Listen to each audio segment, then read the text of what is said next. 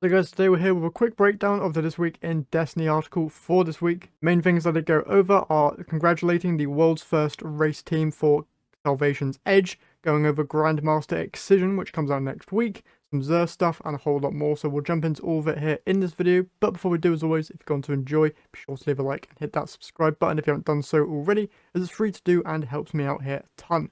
With all that out of the way, let's jump into today's video. First off by congratulating the world's first team for Edge of Salvation.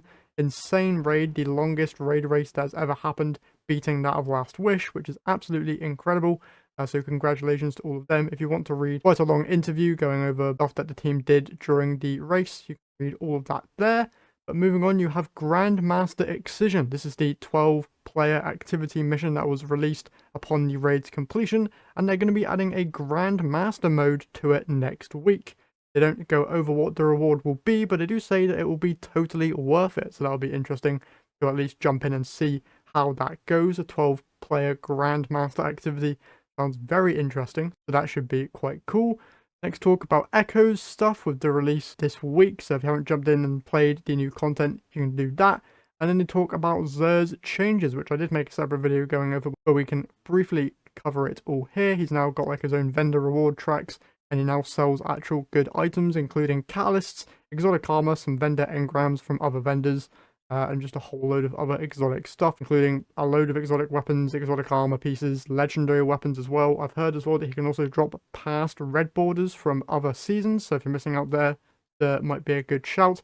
And he has a permanent location now in the Tower Bazaar, which is also great, so you don't need to go searching for where Xur is now.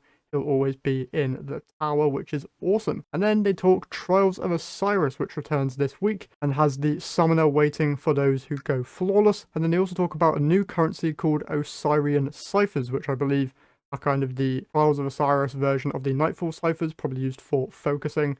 You get these from going flawless or completing a passage of persistence. So use those up to gain any Trials weapons that you want. And that is pretty much it.